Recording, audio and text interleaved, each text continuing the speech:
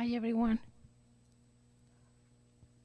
Thank you so much for, first of all, for all the people that prayed for me while this accident happened. Thank you for that because the God is alive and He gave me the opportunity to be here one more time. I was so excited for my trip to Mexico. It was the first time that my whole kids and my grandkids were supposed to spend time together. And I don't know, I was extremely excited that even though the wedding that I was going to it was suspended, we decided to keep going with the trip. We arrived, and I have this feeling since even before we are going. I asked people for prayer because I didn't feel it, you know. I had something on my heart that told me not to go. But at the same time, you know, soy volada, so I went. And we arrived on the 17th in the afternoon. I saw part of my family. My brother-in-law was sick already in the house, so I have the opportunity to go up and say a prayer for him. And my sister finished a 40 days fast that day. And she went to my other sister's house, and she washed her feet. And for me, that moment was extremely powerful. Because when she did it, she said, I do this fast for you. My God was telling me to do this 40-day fast for you. She was just drinking water and eating bread. That's all for 40 days. And I even filmed that because for me, I was like, my God, I need to be more humble. I really do need to be more humble. Anyways, this happened. Right the next day, they rented up a big bus, like a tour bus, for us to go to see the pyramids and Mexico. We wake up early. I wake up. I make lunch for everyone. And there we go. We are going. Everybody was asleep. Around 11 a.m., I asked the driver, can you please stop? I need to use the restroom. And he's like, yeah, go ahead. Well, I'm going to move forward. When we come back after the restroom, the bus have two entrances, the back door, the front door. So I decided to go to the back door because I feel that I was strong enough to do that. And yeah, it was really high. I went up, and out of the sudden, I lost my balance. It was like about 2 feet. I fell down, back, and I hit my head on another car, on the tire of the other car, so I lost conscious. And when I wake up, I saw my kids and my grandkids crying, trying to wake me up. So I said, no, I'm strong, I'm okay, don't worry, I'm okay. And then I tried to feel my legs and tried to get up, and I couldn't. I didn't feel my legs. And I was very nervous about it. But at the same time, I smile, and I laugh, and I make jokes with my grandkids, and I say, take the kids inside the bus, I'm gonna be okay. They called the ambulance.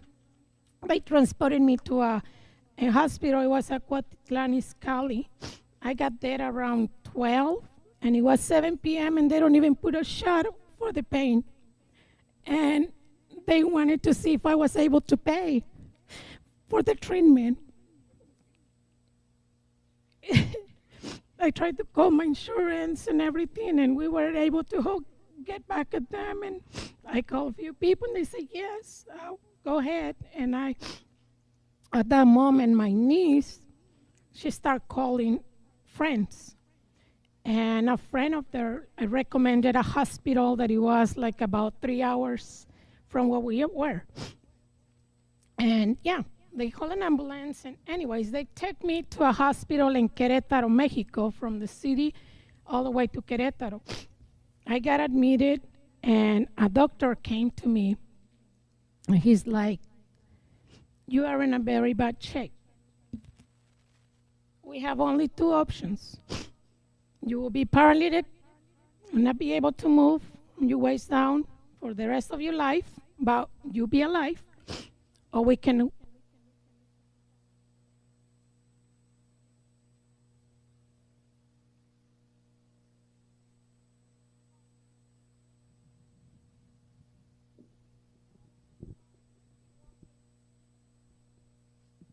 From this hospital. And they asked me if I trust them. The doctor asked me, "Do you trust me?" And I say, "Yes, go ahead." At that time, the hospital was able to communicate with my insurance. My insurance says, "Go ahead, we'll take care of this." And they put, I don't know what they put, but the feeling that I had from here down was like if they were injecting something like really like Chile. That's my thought, Chile. I couldn't move, I couldn't do anything, because if I moved a little bit, that was like those shots that they were pinching everything on my nerves. And I was so desperate that night. And I didn't know what to do. And I remember that song that Candy sang one day.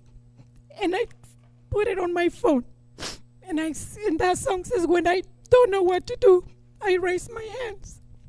When I don't know what to do, I go on my knees and I start praying, Lord, do you think that I really deserve this? Like, what are you putting me through so much? I'm tired of this." And then, I don't know if I was asleep, I don't know, but I felt him holding my hand. And he asked me to walk with him. And he took me back to the moment of my accident. He showed me how, like in slow motion, how I was falling, and how he kept me away from the tire bulb. It's just like millimeters. My head almost hit that. And he told me, "That was your time. But I'm not done with you. That's why I pick you up and giving you another opportunity. So stop complaining." And I said, "Yeah, you're right. I'm still here. Even if I'm gonna be paralytic, I'm still here. You're giving me another chance. So wherever you take me, I will take it. That's fine. Thank you. Give it to me." They decided to do the surgery on Sunday because they were waiting for the material. I have 8 screws, 2 platinum plaques on my back. And the doctor told me, "I'm not gonna say this to you. I'm not gonna sweet talking to you. This is really bad because your whole vertebra, or is one of those pieces got one of the nerves, and it was pinching me completely. So it's like, we want to try to do a less invasive surgery, and we want to try to remove that." And they did. The surgery was supposed to be only 5 hours, 5 to 6 hours. Ended up being almost 12 hours. They supposed to do only 2 incisions. They ended up doing 10 incisions. But he was able to do it. I get out of there. They say that I was screaming and saying, "Viva Mexico, God," while this was happening. I don't remember. But I remember when I was on the recovery room, the doctor was talking with a bunch of other medics in there. And one of them asked him, like, "Why do you went through so much for this surgery? Like, you couldn't open the whole back, put the screws, and just like do it." And he says, "I have a commitment with her because she trusts me. And I promise her that I'm gonna make her walk the next day." And that's what I did. And I was like, "Oh my God." I went back to my room. He came back and he says, right the next day, Sunday, he says, "I'm not gonna make you walk on Sunday, but you're gonna walk on Saturday, on Monday." And I was like, "You are crazy. Like, come on. This is not, no way that I'll be able to walk." Well, he went to my room and he's like, "Don't turn like you are SpongeBob. You're not a SpongeBob. turn like you are Lucy. Turn around. And it was for me like my mind was like, no, I can't, but I did it. And then he's like, you need to get up from your bed like you have no pain. I was like, I do have pain. He said, I know, but you're going to get up like you don't have no pain. I did it. And says that, now you get up. I was like, I need help. He said, no, you don't. You can do it. Do it. And I get up and I start walking. Right the next day, I start walking. And I couldn't believe that. And he says, you know what, Lucy? This is the most difficult procedure that I ever done.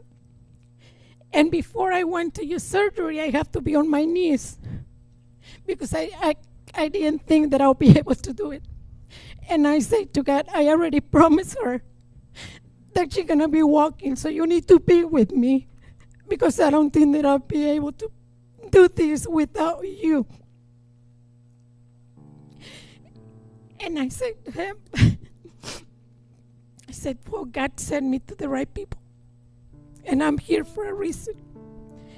And I am so grateful to God because He gave me the opportunity to walk again.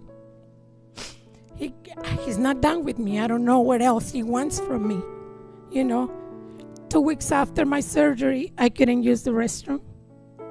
My whole system got shut down for the impact. So there he goes again. There she goes to the hospital. I spent 2 more days there until they got my thing to work. And I got treated by another person that I've been feeling like everything was transformed in this trip to Mexico. My faith got stronger. I was able to pray for 2 of my sisters that they were a mess. And they got convicted to tell me, my older sisters, like, I can't believe I'm saying all those things to you. You're the youngest one, and I never share all these secrets that I have. And I said, you're not saying it to your sister. You're saying it to God. And when you talk to God, everything goes back. And my sister accepted God. And my other sister says, please do the same prayer that my grandmother in heaven taught me, the quiet prayer. They both accepted God. They both were able to release all the junk that they were going through. We're still going through a lot because my brother-in-law is really bad right now. But they are excited to see a miracle with their own eyes, with me walking again and doing things that nobody expected for me to do. And I am so grateful, like I said, to all the people that said a prayer for me, because that's a testimony that God always answers prayer. No matter how difficult, no matter how small, it doesn't matter. You guys need to continue prayer, because we all need it for a small problem, for a big problem, for a big miracle. We need to keep praying. We cannot stop, and we do not need to start feeling sorry for ourselves. It's not time for that. We cannot continue being with all that grudge inside of us. We need to vomit that. We need to take it off. We need to take day by day. We need to revive every day with God on our side. We need to walk with Him. Do not let His hand go, because the moment that you just let go, the devil come and grab you. I'm holding Him with everything I have now, and I'm not going to let it go, because without Him I couldn't be here. So thank you so much for this.